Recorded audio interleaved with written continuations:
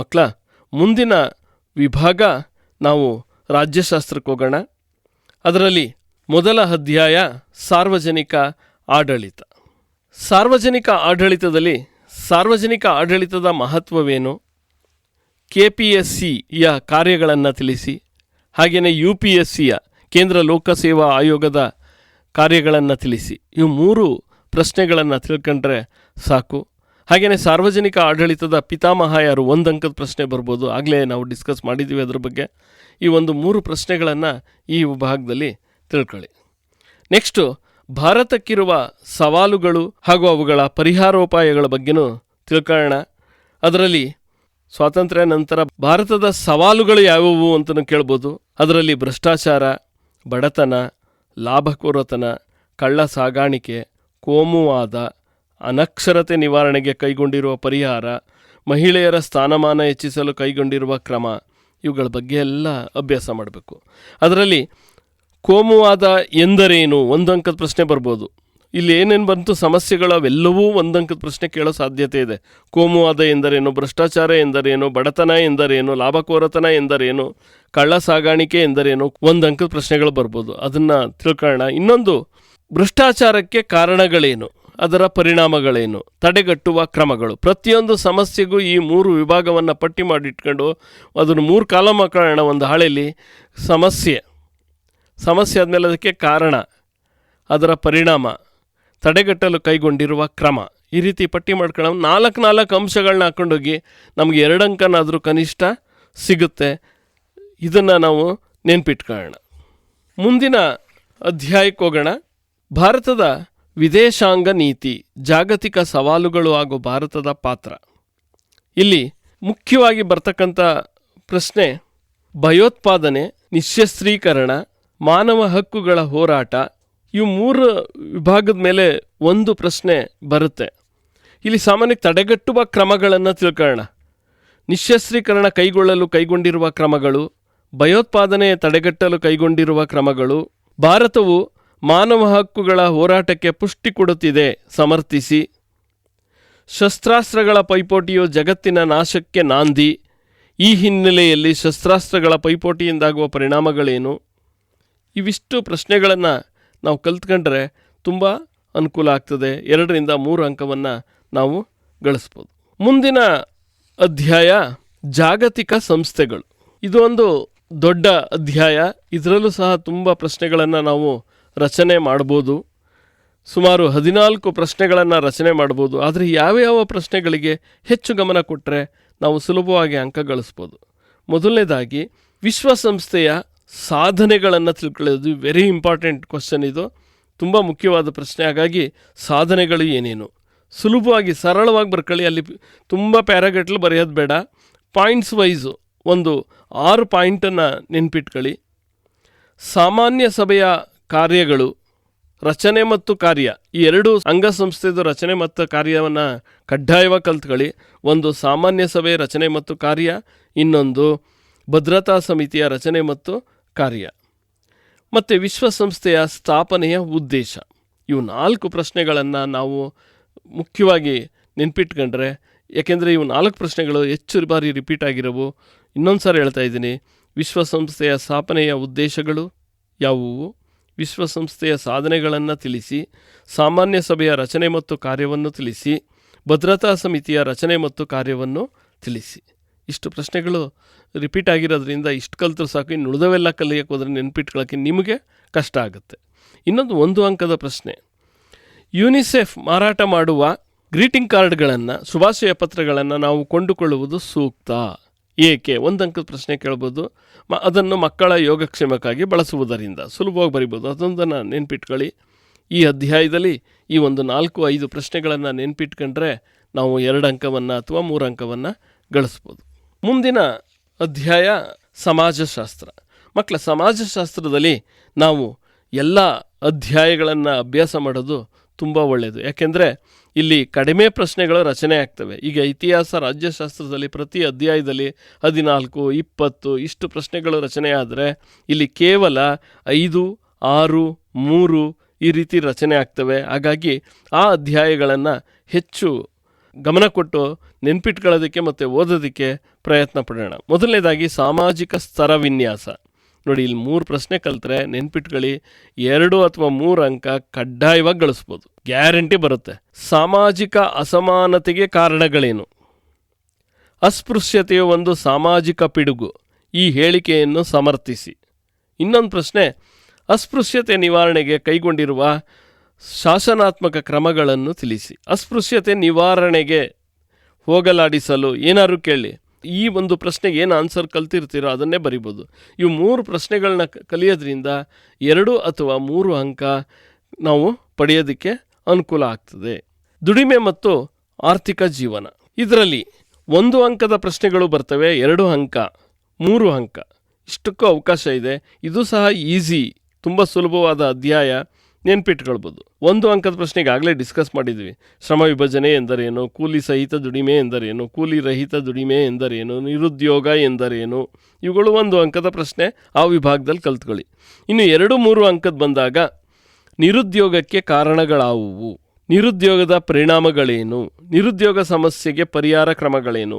ಒಂದು ಟೇಬಲ್ ರಚನೆ ಮಾಡಿ 3 ಭಾಗ ಮಾಡಿ, ಮೊದಲನೇ ಕಾಲಮಲ್ಲಿ ನಿರುದ್ಯೋಗಕ್ಕೆ ಕಾರಣಗಳು, ನಿರುದ್ಯೋಗಕ್ಕೆ ಪರಿಣಾಮ 2ನೇ ಕಾಲಮ್, 3ನೇ ಕಾಲಮ್ ಪರಿಹಾರ ಕ್ರಮಗಳು. 3ನೂ ಒಂದೊಂದು 6 ಅಂಶಗಳು ಬರುವಾಗ ಬರೆದಿಟ್ಕೊಂಡ್ರೆ 3 ಪ್ರಶ್ನೆಗಳನ್ನು ಕಲ್ತಂಗಾಗುತ್ತೆ. ಇನ್ನೊಂದು ಅತಿ ಮುಖ್ಯವಾದ ಪ್ರಶ್ನೆ, ಸಂಘಟಿತ ಮತ್ತು ಅಸಂಘಟಿತ ಕೆಲಸಗಾರರ ನಡುವಿನ ವ್ಯತ್ಯಾಸಗಳೇನು? ಸುಲಭವಾದ ಪ್ರಶ್ನೆ, ನೆನ್ಪಿಟ್ಕೊಂಡು ಬರೀಬೇಕು. ಅಸಂಘಟಿತ ಕೆಲಸಗಾರರು ಎದುರಿಸುತ್ತಿರುವ ಸಮಸ್ಯೆಗಳೇನು? ಇವೆಲ್ಲ ನಮ್ಮ ಜೀವನದಲ್ಲಿ ನೋಡಿರ್ತಕ್ಕಂಥವು ನೆನಪಲ್ಲಿವೆ, ಅದನ್ನು ಬರಿಬೇಕು. ಅಲ್ಲಿಗೆ ಇಲ್ಲಿ ಅತಿ ಮುಖ್ಯವಾಗಿ 2, 3, 4 ಅಂಕಕ್ಕೆ 5 ಪ್ರಶ್ನೆಗಳು, ನಿರುದ್ಯೋಗಕ್ಕೆ ಕಾರಣ, ನಿರುದ್ಯೋಗದ ಪರಿಣಾಮ, ನಿರುದ್ಯೋಗ ಸಮಸ್ಯೆಗೆ ಪರಿಹಾರ ಕ್ರಮ, ಜೊತೆಗೆ ಸಂಘಟಿತ ಅಸಂಘಟಿತ ಕೆಲಸಗಾರರ ನಡುವಿನ ವ್ಯತ್ಯಾಸ, ಅಸಂಘಟಿತ ಕೆಲಸಗಾರರು ಎದುರಿಸುತ್ತಿರುವ ಸಮಸ್ಯೆ, ಇಷ್ಟನ್ನು ನೆನ್ಪಿಟ್ಕೊಳ್ಬೇಕು. ಸಾಮೂಹಿಕ ವರ್ತನೆ ಪ್ರತಿಭಟನೆಗಳು, ಇಲ್ಲೂ ಸಹ ತುಂಬ ಪ್ರಶ್ನೆಗಳು ರಚನೆ ಆಗ್ತವೆ. ಆದರೆ ಕೆಲವು ಪ್ರಶ್ನೆಗಳನ್ನು 2 ಅಂಕಕ್ಕಾಗಿ ನೆನ್ಪಿಟ್ಕೊಳ್ಳಿ. ಆದರೆ ಈ ಭಾಗದಲ್ಲಿ ಹೆಚ್ಚಿನ ಭಾಗ 1 ಅಂಕದ ಪ್ರಶ್ನೆಗಳು ಹೆಚ್ಚು ಕೇಳಿರೋದು.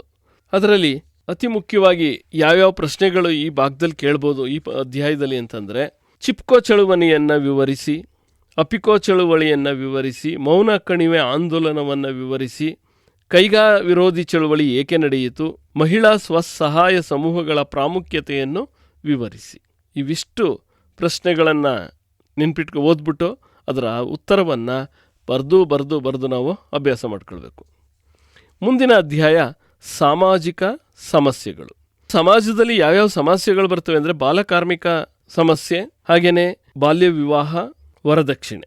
ಈ 3 ಸಮಸ್ಯೆಗಳಿಗೆ ಕಾರಣ ಏನು, ಪರಿಣಾಮ ಏನು, ತಡೆಗಟ್ಟಲು ಕೈಗೊಂಡಿರುವ ಕ್ರಮಗಳೇನು, ಇಷ್ಟನ್ನು ಪಟ್ಟಿ ಮಾಡಿ ಇಟ್ಕೊಳ್ಬೇಕು. ಮೊದಲೇ ಹೇಳಿದಾಗೆ 3 ಕಾಲಮ್ ಮಾಡಿ, ಒಂದು ಕಡೆ ವಿಷಯ ಬರೀರಿ. 4 ಕಾಲಮಲ್ಲಿ ಮೊದಲನೇ ಭಾಗ ವಿಷಯ, ಅದರಲ್ಲಿ ಬಾಲಕಾರ್ಮಿಕ ಪದ್ಧತಿ, ಬಾಲ್ಯ ವಿವಾಹ, ವರದಕ್ಷಿಣೆ. 2ನೇ ಕಾಲಮಲ್ಲಿ ಈ ಸಮಸ್ಯೆಗೆ ಕಾರಣಗಳೇನು, ಇನ್ನೊಂದು ಕಾಲಮ್ನಲ್ಲಿ ಪರಿಣಾಮಗಳೇನು, ಲಾಸ್ಟ್ ಕಾಲಮ್ನಲ್ಲಿ ತಡೆಗಟ್ಟಲು ಕೈಗೊಂಡಿರುವ ಕ್ರಮಗಳೇನು. ಇಷ್ಟನ್ನು ಬರೆದು ಒಂದು ಹಾಳೆಯಲ್ಲಿ ಇಟ್ಕೊಂಡು ಜೇಬಲ್ಲಿ ಇಟ್ಕೊಂಡು ಪ್ರತಿ ದಿನ ಅಥವಾ ಟೈಮ್ ಸಿಕ್ಕಿದಾಗ ನೋಡ್ಕೊಂಡ್ರೆ ನೆನಪಲ್ಲಿ ಉಳಿಯುತ್ತೆ. 2 ಅಥವಾ 3 ಅಂಕವನ್ನು ಪಡಿಬೋದು. ಈಗ 4 ಅಧ್ಯಾಯಗಳಲ್ಲಿ ನಮಗೆ 2 ಅಥವಾ 3 ಅಂಕದ ಪ್ರಶ್ನೆಗಳನ್ನು ಓದಿ ಅಭ್ಯಾಸ ಮಾಡ್ಕೊಳ್ಬೇಕು. ಮುಂದೆ ಭೂಗೋಳಶಾಸ್ತ್ರ ವಿಚಾರಕ್ಕೆ ಬರೋಣ. ಆಗಲೇ ಹೇಳಿದ್ದೀವಿ, ಭೂಗೋಳದಲ್ಲಿ ಒಟ್ಟು 22 ಅಂಕಗಳು ಈ ವಿಭಾಗಕ್ಕೆ ನಿಗದಿಯಾಗಿರುತ್ತೆ. ಆ 22 ಅಂಕಗಳಲ್ಲಿ 5 ಅಂಕ ಭಾರತದ ನಕ್ಷೆ ಅವರೇ ಕೊಡ್ತಾರೆ. ಆ ನಕ್ಷೆಯಲ್ಲಿ 5 ಸ್ಥಳಗಳನ್ನು ಗುರುತಿಸೋದಕ್ಕೆ. ಉಳಿದ 17 ಅಂಕಗಳನ್ನು ನಾವು ಯಾವ್ಯಾವ ಪ್ರಶ್ನೆಗಳನ್ನು ಹೆಚ್ಚು ಗಮನ ಕೊಡೋದ್ರಿಂದ ಹೆಚ್ಚು ಅಂಕಗಳನ್ನು ಗಳಿಸ್ಬೋದು ಅನ್ನೋದ್ರ ಬಗ್ಗೆ ಈಗ ತಿಳ್ಕೊಳ್ಳೋಣ. ಇನ್ನು ಅಲ್ಲಿ ಪ್ರಶ್ನೆಗಳು ಮೊದಲನೇ ಅಧ್ಯಾಯದಲ್ಲಿ ಬಂದರೆ ನಮಗೆ ಪೂರ್ವಘಟ್ಟ ಮತ್ತು ಪಶ್ಚಿಮ ಘಟ್ಟಗಳಿಗಿರುವ ವ್ಯತ್ಯಾಸಗಳೇನು, ಪೂರ್ವ ಕರಾವಳಿ ಪಶ್ಚಿಮ ಕರಾವಳಿಗಿರುವ ವ್ಯತ್ಯಾಸವೇನು, ಹಾಗೆಯೇ ಪರ್ಯಾಯ ಪ್ರಸ್ಥಭೂಮಿಯ ಪ್ರಾಮುಖ್ಯತೆ ಏನು, ಹಿಮಾಲಯ ಪರ್ವತಗಳ ಪ್ರಾಮುಖ್ಯತೆ ಏನು, ಈ ಒಂದಷ್ಟು ಪ್ರಶ್ನೆಗಳು ಈ ಭಾಗದಲ್ಲಿ ಬರ್ಬೋದು. ಇನ್ನು ಮುಂದಿನ ಅಧ್ಯಾಯ ಭಾರತದ ವಾಯುಗುಣ. ಇಲ್ಲೂ ಸಹ 1 ಅಂಕದ ಪ್ರಶ್ನೆಗಳೇ ಹೆಚ್ಚು ಬರೋದು. ಭಾರತದ ವಾಯುಗುಣದ ಮೇಲೆ ಪ್ರಭಾವ ಬೀರುವ ಅಂಶಗಳಾವುವು. ಇನ್ನೊಂದು ಬಂದರೆ, ಭಾರತದ ವ್ಯವಸಾಯವು ಮಾನ್ಸೂನ್ ಮಾರುತಗಳೊಡನೆ ಆಡುವ ಜೂಜಾಟವಾಗಿದೆ. ಹೇಗೆ? ಇವೆರಡು ಪ್ರಶ್ನೆಗಳನ್ನ ಕಲ್ತ್ಕೊಳ್ಳಿ. ತುಂಬ ಬಾರಿ ರಿಪೀಟ್ ಆಗಿರೋದು ಭಾರತದ ವ್ಯವಸಾಯವು ಮಾನ್ಸೂನ್ ಮಾರುತಗಳೊಡನೆ ಆಡುವ ಜೂಜಾಟವಾಗಿದೆ ಅನ್ನೋ ಪ್ರಶ್ನೆ ತುಂಬ ಸಾರಿ ರಿಪೀಟ್ ಆಗಿದೆ. ಮುಂದಿನ ಅಧ್ಯಾಯ ಭಾರತದ ಮಣ್ಣುಗಳು. ಇದು ಎಲ್ಲ ವಿದ್ಯಾರ್ಥಿಗಳು ತಪ್ಪದೇ ಈ ಪಾಠವನ್ನು ಅಧ್ಯಯನ ಮಾಡಬೇಕು. ಯಾಕೆಂದರೆ ಕಡಿಮೆ ಪ್ರಶ್ನೆಗಳು ರಚನೆ ಆಗ್ತವೆ. ಒಂದು ಪ್ರಶ್ನೆ 2 ಅಂಕ ಅಥವಾ 3 ಅಂಕ ಬಂದೇ ಬರುತ್ತೆ ಈ ಅಧ್ಯಾಯದಲ್ಲಿ. ಹಾಗಾದರೆ ಯಾವ್ಯಾವ ಪ್ರಶ್ನೆಗಳು ಬರ್ಬೋದು? ಮಣ್ಣಿನ ಸವೆತಕ್ಕೆ ಕಾರಣಗಳೇನು, ಮಣ್ಣಿನ ಸವೆತದ ಪರಿಣಾಮಗಳೇನು ಮತ್ತು ಮಣ್ಣಿನ ಸಂರಕ್ಷಣೆಯ ವಿಧಾನಗಳೇನು? ಈ 3 ಪ್ರಶ್ನೆಯಲ್ಲಿ ಒಂದು ಪ್ರಶ್ನೆ ಪ್ರತಿ ಬಾರಿನೂ ಬಂದಿದೆ. ಹಾಗಾಗಿ ಮಣ್ಣಿನ ಸವೆತಕ್ಕೆ ಕಾರಣ, ಹಾಗೆಯೇ ಪರಿಣಾಮ ಮತ್ತು ಮಣ್ಣಿನ ಸಂರಕ್ಷಣೆಯ ವಿಧಾನ, ಇವು 3 ತಿಳ್ಕೊಳ್ಳಿ. ಜೊತೆಗೆ ಕೆಂಪು ಮಣ್ಣು ಮತ್ತು ಕಪ್ಪು ಮಣ್ಣಿಗಿರುವ ವ್ಯತ್ಯಾಸ, ಅಂದರೆ ಅವುಗಳ ಲಕ್ಷಣಗಳನ್ನು ತಿಳ್ಕೊಳ್ಳಿ. ಇವು 4 ಪ್ರಶ್ನೆ ಕಲಿತ್ರೆ 2 ಅಥವಾ 3 ಅಂಕವನ್ನು ನಾವು ಖಂಡಿತ ಗಳಿಸ್ಬೋದು. ಮುಂದಿನ ಅಧ್ಯಾಯ ಭಾರತದ ಅರಣ್ಯ ಸಂಪತ್ತು. ಇಲ್ಲೂ ಸಹ 3 ಪ್ರಶ್ನೆಗಳು ಕಲೀರಿ, ಎಲ್ಲನೂ ನೆನ್ಪಿಟ್ಕೊಳ್ಳೋಕ್ಕಾಗಲ್ಲ. ಅದರಲ್ಲಿ ಭಾರತದಲ್ಲಿರುವ ವಿವಿಧ ಪ್ರಕಾರದ ಅರಣ್ಯಗಳನ್ನು ಪಟ್ಟಿ ಮಾಡಿ ಅಂತ ಕೇಳ್ಬೋದು.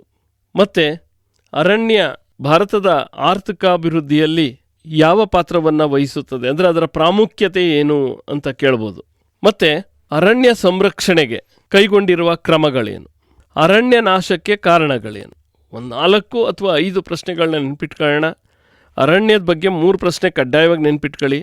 ನಾಶಕ್ಕೆ ಕಾರಣ, ಪರಿಣಾಮ, ಸಂರಕ್ಷಣಾ ಕ್ರಮ.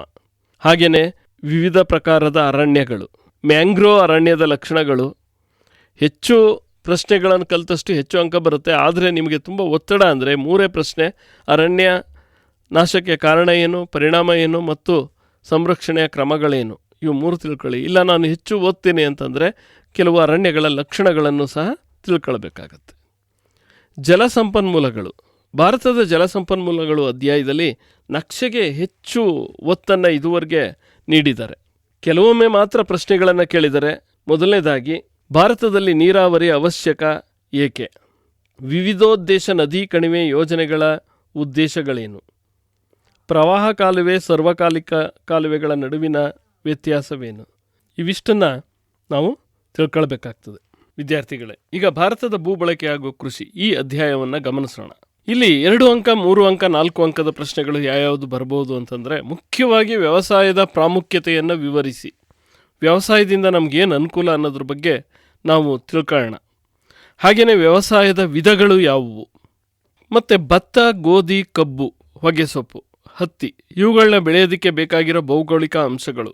ಇದಲ್ಲೂ ಸಹ ಒಂದು ಚಾರ್ಟ್ ಮಾಡ್ಕೊಂಡು ನಾವು ಅಲ್ಲಿ ಭತ್ತ, ಗೋಧಿ, ಕಬ್ಬು, ಹೊಗೆಸೊಪ್ಪು ಅನ್ನೋದಕ್ಕೆ ಒಂದು ಕಡೆ ಒಂದು ಕಾಲಮಲ್ಲಿ ಹಾಕಿ, ಮೇಲೆ ಅಗತ್ಯವಾದ ಉಷ್ಣಾಂಶಗಳು, ಸೂಕ್ತವಾದ ಮಣ್ಣು, ಈ ರೀತಿ ಕಾಲಮ್ ಹಾಕ್ಕೊಂಡು ನಾವು ಬರ್ಕೊಂಡ್ರೆ ತುಂಬ ಅನುಕೂಲ ಆಗ್ತದೆ ಅಭ್ಯಾಸ ಮಾಡೋದಕ್ಕೆ. ಭಾರತದ ಖನಿಜ ಮತ್ತು ಶಕ್ತಿ ಸಂಪನ್ಮೂಲಗಳು. ಈ ಅಧ್ಯಾಯದಲ್ಲಿ ಮೊದಲನೇದಾಗಿ ಪೆಟ್ರೋಲನ್ನು ದ್ರವರೂಪದ ಚಿನ್ನ ಎನ್ನುವರು ಏಕೆ? ಹಾಗೆಯೇ ಬಾಕ್ಸೈಟ್ ಅದಿರನ್ನು ಅದ್ಭುತ ಲೋಹ ಎನ್ನುವರು ಏಕೆ? ಅಸಾಂಪ್ರದಾಯಿಕ ಶಕ್ತಿ ಸಂಪನ್ಮೂಲಗಳನ್ನು ಹೆಸರಿಸಿ. ಹಾಗೆಯೇ ಅಸಾಂಪ್ರದಾಯಿಕ ಶಕ್ತಿ ಸಂಪನ್ಮೂಲಗಳು ಬಳಕೆಗೆ ಹೆಚ್ಚು ಗಮನ ನೀಡಲಾಗುತ್ತಿದೆ ಏಕೆ? ಈ ರೀತಿಯ ಈ ಒಂದು 2-3 ಪ್ರಶ್ನೆಗಳಿಗೆ ಹೆಚ್ಚು ಗಮನ ಕೊಡೋಣ. ಯಾಕೆಂದರೆ ಇಲ್ಲಿ ಬರೋದು 2 ಅಂಕದ ಪ್ರಶ್ನೆ ಹೆಚ್ಚಿನ ಭಾಗ. ಆದರೆ ಎಲ್ಲ ಪ್ರಶ್ನೆಗಳನ್ನೂ ಕಲಿತು ನೆನ್ಪಿಟ್ಕೊಳ್ಳೋದಕ್ಕೆ ಕಷ್ಟ ಆಗುತ್ತೆ. ಮುಂದಿನ ಅಧ್ಯಾಯ ಭಾರತದ ಸಾರಿಗೆ ಹಾಗೂ ಸಂಪರ್ಕ. ಇಲ್ಲಿ 2 ಅಥವಾ 3 ಅಂಕದ ಪ್ರಶ್ನೆ ಅಥವಾ 4 ಅಂಕದ ಪ್ರಶ್ನೆ ಖಂಡಿತವಾಗಿ ಬರ್ತದೆ. ಹಾಗಾಗಿ ಇದು ಒಂದು ಅತಿ ಮುಖ್ಯವಾದ ಅಧ್ಯಾಯ. ಇಲ್ಲಿ ನಾವು ಅಭ್ಯಾಸ ಮಾಡಬೇಕಾಗಿರೋ ಪ್ರಶ್ನೆಗಳು ಯಾವ್ಯಾವುದು ಅಂತಂದರೆ, ಸಾರಿಗೆ ವ್ಯವಸ್ಥೆಯ ಪ್ರಾಮುಖ್ಯತೆ ಏನು? ಬೇರೆಲ್ಲ ಸಾರಿಗೆ ವ್ಯವಸ್ಥೆಗಳಿಗಿಂತ ಭೂ ಸಾರಿಗೆ ಹೆಚ್ಚು ಪ್ರಾಮುಖ್ಯತೆ ಹೊಂದಿದೆ ಏಕೆ? ಅದನ್ನು ಬಿಟ್ಟರೆ ಭಾರತದ ರಸ್ತೆ ಸಾರಿಗೆಯ ತೊಡಕುಗಳು ಯಾವುವು ಅನ್ನೋ ಪ್ರಶ್ನೆನೂ ಸಹ ಕೇಳ್ಬೋದು. ಇದೇ ಪ್ರಶ್ನೆನ ಅಂದರೆ ಸಾರಿಗೆಯ ಪ್ರಾಮುಖ್ಯತೆ ಬಗ್ಗೆ ಕೇಳುವಾಗ ಹಳ್ಳಿಗಳ ಅಭಿವೃದ್ಧಿಯಲ್ಲಿ ರಸ್ತೆಗಳ ಪ್ರಾಮುಖ್ಯತೆ ಏನು? ಭಾರತದ ಪೂರ್ವದ ಬಂದರುಗಳನ್ನು ಪಟ್ಟಿ ಮಾಡಿ, ಭಾರತದ ಪಶ್ಚಿಮದ ಬಂದರುಗಳನ್ನು ಪಟ್ಟಿ ಮಾಡಿ, ಈ ರೀತಿಯ ಪ್ರಶ್ನೆಗಳನ್ನು ಕೇಳ್ಬೋದು. ಇನ್ನು ಭಾರತದ ಪ್ರಮುಖ ಕೈಗಾರಿಕೆಗಳು. ಇಲ್ಲಿ 4 ಅಂಕದ ಪ್ರಶ್ನೆ ಸಾಮಾನ್ಯವಾಗಿ ಕೇಳ್ತಾ ಬಂದಿದ್ದಾರೆ. ಅದರಲ್ಲಿ ಅತಿ ಮುಖ್ಯವಾದ ಪ್ರಶ್ನೆ ಅಂದರೆ, ಕೈಗಾರಿಕೆಗಳ ಸ್ಥಾನೀಕರಣ ಹಾಗೂ ಅಭಿವೃದ್ಧಿ ಅವಲಂಬಿಸಿರುವ ಅಂಶಗಳಾವುವು? ಇಲ್ಲಿ ನೆನ್ಪಿಟ್ಕೊಳ್ಳಿ, ಇಲ್ಲಿ ಸ್ಥಾನೀಕರಣ ಅನ್ನೋ ಪದ ಬಂದ ತಕ್ಷಣ ಕೈಗಾರಿಕೆಗಳ ಸ್ಥಾಪನೆಗೆ ಬೇಕಾದ ಸೌಲಭ್ಯಗಳೇನು ಅನ್ನೋದನ್ನು ನೆನ್ಪಿಟ್ಕೊಂಡು ಅದನ್ನು ಪಟ್ಟಿ ಮಾಡಿ ಬರೀರಿ. ಬಂಡವಾಳ, ಕಾರ್ಮಿಕರು, ನೀರು, ಕಚ್ಚಾ ವಸ್ತುಗಳು, ಮಾರುಕಟ್ಟೆ, ಈ ರೀತಿ 8 ಅಂಶಗಳನ್ನು ನೆನ್ಪಿಟ್ಕೊಂಡು ಬರೀಬೇಕು. ಇದಕ್ಕೆ ಕೈಗಾರಿಕೆಗಳ ಸ್ಥಾನೀಕರಣ ಮತ್ತು ಅಭಿವೃದ್ಧಿ ಅವಲಂಬಿಸಿರುವ ಅಂಶ ಒಂದು ಪ್ರಶ್ನೆ, ಇನ್ನೊಂದು ಭಾರತದ 8 ಪ್ರಮುಖ ಕೈಗಾರಿಕಾ ಪ್ರದೇಶಗಳನ್ನು ಪಟ್ಟಿ ಮಾಡಿ. ಇವೆರಡು ಪ್ರಶ್ನೆಗಳನ್ನು ಕಡ್ಡಾಯವಾಗಿ ಕಲೀರಿ. ಅದರ ಜೊತೆಗೆ ಕಬ್ಬಿಣ ಮತ್ತು ಉಕ್ಕಿನ ಕೈಗಾರಿಕೆಯನ್ನು ಮೂಲ ಕೈಗಾರಿಕೆ ಎನ್ನುವರು ಏಕೆ? ಇದೊಂದು ಪ್ರಶ್ನೆಯನ್ನು ನೆನ್ಪಿಟ್ಕೊಂಡು ಈ 3 ಪ್ರಶ್ನೆಗಳನ್ನ ಕಲಿತ್ರೆ ಸಾಕು. ಸಾಮಾನ್ಯವಾಗಿ ಇನ್ನೊಂದು ಪ್ರಶ್ನೆ 2 ಅಂಕದ ಪ್ರಶ್ನೆ ಇವುಗಳ ಜೊತೆ 3 ಪ್ರಶ್ನೆಗಳ ಜೊತೆ ಕೇಳಿರೋದು, ಬೆಂಗಳೂರನ್ನು ಭಾರತದ ಸಿಲಿಕಾನ್ ವ್ಯಾಲಿ ಎಂದು ಕರೆಯಲು ಕಾರಣವೇನು ಕೇಳಬಹುದು. ಮುಂದಿನ ಅಧ್ಯಾಯ ಭಾರತದ ನೈಸರ್ಗಿಕ ವಿಪತ್ತುಗಳು. ಇಲ್ಲಿ ಎಲ್ಲ ನೈಸರ್ಗಿಕ ವಿಪತ್ತುಗಳಿಗೂ ಪರಿಣಾಮ ಏನು ಅಂತ ಕೇಳಿದ್ರೆ ಕಾಮನಾಗಿ ಒಂದೇ ಆನ್ಸರ್ನ ಬರೀರಿ. ಚಂಡಮಾರುತಗಳು, ಪ್ರವಾಹ, ಸಮುದ್ರ ಕೊರೆತ, ಭೂಕುಸಿತ, ಭೂಕಂಪ, ಯಾವುದೇ ನೈಸರ್ಗಿಕ ವಿಪತ್ತುಗಳ ಬಗ್ಗೆ ಪರಿಣಾಮ ಏನು ಅಂತ ಪ್ರಶ್ನೆ ಬಂದರೆ ಸಾವು ನೋವು ಉಂಟಾಗುತ್ತದೆ, ಆಸ್ತಿ ನಾಶವಾಗುತ್ತದೆ, ವಿದ್ಯುತ್ ಮಾರ್ಗ ಹಾಳಾಗುತ್ತದೆ, ರಸ್ತೆಗಳು ಹಾಳಾಗುತ್ತವೆ, ರೈಲು ಮಾರ್ಗ ಹಾಳಾಗುತ್ತದೆ. ಈ ಥರ ಒಂದು 2 ಅಂಕದ ಪ್ರಶ್ನೆ ಬರುತ್ತೆ. ಇದಕ್ಕೆ 4 ಅಂಶಗಳನ್ನು ಬರೆದ್ರೆ ಸಾಕಾಗುತ್ತೆ. ಅದೊಂದು ಕಲ್ತ್ರೆ ಸಾಕು. ಇನ್ನು ಉಳಿದದ್ದು ಸ್ವಲ್ಪ ಕಷ್ಟ ಆಗುತ್ತೆ ನಿಮಗೆ ನೆನ್ಪಿಟ್ಕೊಳ್ಳೋದಕ್ಕೆ. ಆದರೆ ಮುನ್ನೆಚ್ಚರಿಕೆ ಕ್ರಮಗಳು, ನೈಸರ್ಗಿಕ ವಿಪತ್ತುಗಳ ಸಂದರ್ಭದಲ್ಲಿ ಕೈಗೊಳ್ಳಬೇಕಾದ ಮುನ್ನೆಚ್ಚರಿಕೆ ಕ್ರಮಗಳೇನು ಅನ್ನೋದೊಂದನ್ನು ತಿಳ್ಕೊಳ್ಳೋಣ. ಇನ್ನು ಅರ್ಥಶಾಸ್ತ್ರ ವಿಚಾರಕ್ಕೆ ಬಂದರೆ ಅರ್ಥವ್ಯವಸ್ಥೆ ಮತ್ತು ಸರ್ಕಾರ. ಇಲ್ಲಿ ಅತಿ ಮುಖ್ಯವಾಗಿ ನೆನ್ಪಿಟ್ಕೊಳ್ಬೇಕಾಗಿರೋ ಪ್ರಶ್ನೆಗಳು ಯಾವುದಪ್ಪ ಅಂತಂದರೆ, ಮೊದಲನೇದಾಗಿ ಪಂಚವಾರ್ಷಿಕ ಯೋಜನೆಗಳ ಉದ್ದೇಶಗಳೇನು, ಪಂಚವಾರ್ಷಿಕ ಯೋಜನೆಯ ಸಾಧನೆಗಳೇನು, ಹಸಿರು ಕ್ರಾಂತಿಗೆ ಕಾರಣವಾದ ಅಂಶಗಳು. ಅಲ್ಲಿ ಸುಗ್ಗಿ ಪೂರ್ವ ತಂತ್ರಜ್ಞಾನ, ಸುಗ್ಗಿ ನಂತರದ ತಂತ್ರಜ್ಞಾನ ಎರಡನ್ನೂ ನಾವು ನೆನ್ಪಿಟ್ಕೊಳ್ಬೇಕು. ಅಲ್ಲಿಗೆ ಸುಗ್ಗಿ ಪೂರ್ವ ತಂತ್ರಜ್ಞಾನ ಹಾಗೆಯೇ ಸುಗ್ಗಿ ನಂತರದ ತಂತ್ರಜ್ಞಾನ ಇವೆರಡನ್ನೂ ಸೇರಿಸಿ ಹಸಿರು ಕ್ರಾಂತಿಗೆ ಸಂಬಂಧಪಟ್ಟಂಗೆ ಪ್ರಶ್ನೆ ಬರುತ್ತೆ. ಅದು ಬಿಟ್ಟರೆ ಪಂಚವಾರ್ಷಿಕ ಯೋಜನೆಗೆ ಸಂಬಂಧಪಟ್ಟಂಗೆ ಸಾಧನೆಗಳು ಹಾಗೆಯೇ ಉದ್ದೇಶಗಳು, ಇವೆರಡು ಪ್ರಶ್ನೆಗಳನ್ನು ತಿಳ್ಕೊಂಡಿರಬೇಕು. ಇನ್ನು ಗ್ರಾಮೀಣಾಭಿವೃದ್ಧಿ ವಿಭಾಗದಲ್ಲಿ ದೇಶದ ಅಭಿವೃದ್ಧಿಯಲ್ಲಿ ಮಹಿಳೆಯರ ಪಾತ್ರ ಅಥವಾ ಗ್ರಾಮಗಳ ಅಭಿವೃದ್ಧಿಯಲ್ಲಿ ಮಹಿಳೆಯರ ಪಾತ್ರ ಏನು ಅಂತ ಕೇಳ್ಬೋದು. ಅತಿ ಮುಖ್ಯವಾದ ಪ್ರಶ್ನೆ ಇನ್ನೊಂದು, ಗ್ರಾಮೀಣಾಭಿವೃದ್ಧಿಯಲ್ಲಿ ಪಂಚಾಯತ್ ರಾಜ್ ಸಂಸ್ಥೆಗಳ ಪಾತ್ರವೇನು ಅಂತ ಕೇಳ್ಬೋದು. ಇನ್ನೊಂದು, ಗಾಂಧಿಯವರ ಗ್ರಾಮ ಸ್ವರಾಜ್ಯದ ಕಲ್ಪನೆಯನ್ನು ವಿಕೇಂದ್ರೀಕರಣದ ಹಿನ್ನೆಲೆಯಲ್ಲಿ ತಿಳಿಸಿ. ಇವು 3 ಪ್ರಶ್ನೆ ಮರಿದೇನೆ ತಿಳ್ಕೊಳ್ಳಿ. ಸಾರ್ವಜನಿಕ ಹಣಕಾಸು ಮತ್ತು ಆಯವ್ಯಯ, ಈ ಅಧ್ಯಾಯದಲ್ಲಿ ಒಟ್ಟು 4 ಪ್ರಶ್ನೆಗಳನ್ನು ನಾವು ನೆನಪಲ್ಲಿಟ್ಕೊಳ್ಳೋಣ. ಸಾರ್ವಜನಿಕ ಹಣಕಾಸಿನ ಮಹತ್ವವನ್ನು ವಿವರಿಸಿ, ಸಾರ್ವಜನಿಕ ಹಣಕಾಸು ಹಾಗೂ ವೈಯಕ್ತಿಕ ಹಣಕಾಸು ನಡುವಿನ ಭಿನ್ನತೆಗಳೇನು ಅಥವಾ ವ್ಯತ್ಯಾಸಗಳೇನು, ಕೇಂದ್ರ ಸರ್ಕಾರದ ತೆರಿಗೆಯೇತರ ಆದಾಯದ ಮೂಲಗಳನ್ನು ತಿಳಿಸಿ, ಪ್ರತ್ಯಕ್ಷ ತೆರಿಗೆ ಮತ್ತು ಪರೋಕ್ಷ ತೆರಿಗೆಗಳಿಗಿರುವ ವ್ಯತ್ಯಾಸವೇನು, ಉದಾಹರಣೆ ಕೊಡಿ. ಈ 4 ಪ್ರಶ್ನೆಗಳನ್ನು ಕಲಿತ್ರೆ ಸಾಕು, 2 ಅಥವಾ 3 ಅಂಕ ಪಡಿಬೋದು. ಈಗ ವ್ಯವಹಾರ ಅಧ್ಯಯನ, ಅದರಲ್ಲಿ ಮೊದಲ ಅಧ್ಯಾಯ ಬ್ಯಾಂಕ್ ವ್ಯವಹಾರಗಳು. ಈ ಅಧ್ಯಾಯದಲ್ಲಿ ಕೆಲವು ಪ್ರಶ್ನೆಗಳನ್ನ ನಾವು ಕಲೀಲೇಬೇಕು. ಮೊದಲನೇದಾಗಿ ಬ್ಯಾಂಕಿನ ಕಾರ್ಯಗಳಾವುವು, ಬ್ಯಾಂಕ್ ಖಾತೆ ತೆರೆಯುವುದರಿಂದಾಗುವ ಅನುಕೂಲಗಳೇನು, ಬ್ಯಾಂಕಿನ ಲಕ್ಷಣಗಳೇನು. ಈ 3ಕ್ಕೂ ಒಂದೇ ಆನ್ಸರ್ ಬರೀಬೇಕು. ಬ್ಯಾಂಕಿಂದ ನಮಗೇನು ಅನುಕೂಲ ಆಗ್ತದೆ ಅದನ್ನು ಬರೀಬೇಕು. ಅಲ್ಲಿಗೆ ಒಂದು ಪ್ರಶ್ನೆ, 3ರಿಂದ 1 ಉತ್ತರ ಬರೀಬೋದು.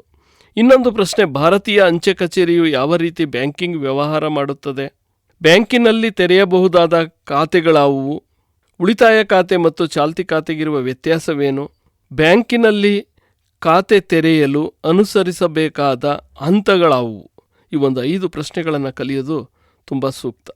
ಇನ್ನು ಉದ್ಯಮಶೀಲತೆ, ಈ ಅಧ್ಯಾಯದಲ್ಲಿ ಉದ್ಯಮಗಾರಿಕೆಯ ಗುಣಲಕ್ಷಣಗಳು ಯಾವುವು, ಹಾಗೆಯೇ ಉದ್ಯಮಿಯ ಕಾರ್ಯಗಳೇನು, ಉದ್ಯಮಿಯು ದೇಶದ ಆರ್ಥಿಕ ಕ್ಷೇತ್ರದ ಅಭಿವೃದ್ಧಿಯಲ್ಲಿ ನೀಡುವ ಕೊಡುಗೆಗಳೇನು, ಹಾಗೆಯೇ ಸ್ವಂತ ಉದ್ಯೋಗ ಕೈಗೊಳ್ಳುವುದಾದರೆ ಯಾವ ಸಂಸ್ಥೆಗಳನ್ನು ಆಯ್ದುಕೊಳ್ಳಬಹುದು.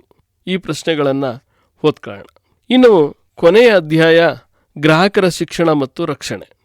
ಇದು ಸಹ ಸುಲಭವಾಗಿ ಅಂಕಗಳನ್ನು ಗಳಿಸೋದಕ್ಕೆ ಅನುಕೂಲಕಾರಿಯಾಗಿದೆ. ಅದರಲ್ಲಿ ಮುಖ್ಯವಾಗಿ ಗ್ರಾಹಕ ಸಂರಕ್ಷಣಾ ಕಾಯ್ದೆಯ ಮುಖ್ಯ ಉದ್ದೇಶಗಳೇನು, ಚರಿತ್ರೆಯಲ್ಲಿ ಮಾರ್ಚ್ 15, 1962 ಒಂದು ಮಹತ್ವದ ದಿನವಾಗಿದೆ, ಏಕೆ, ಗ್ರಾಹಕ ಹಕ್ಕುಗಳಾವುವು, ಗ್ರಾಹಕ ಸಂರಕ್ಷಣೆಯ ವೇದಿಕೆಗಳು ಯಾವುವು. ಗ್ರಾಹಕ ನ್ಯಾಯಾಲಯಕ್ಕೆ ಸಲ್ಲಿಸುವ ದೂರಿನಲ್ಲಿ ಇರಬೇಕಾದ ಮಾಹಿತಿಗಳೇನು? ಇಷ್ಟು ವಿಚಾರಗಳು ಅಂದರೆ ಈ ಒಂದು 4-5 ಪ್ರಶ್ನೆಗಳನ್ನು ಅಭ್ಯಾಸ ಮಾಡ್ಕೊಂಡ್ರೆ ನಾವು ಸುಲಭವಾಗಿ ಅಂಕವನ್ನು ಗಳಿಸ್ಬೋದು.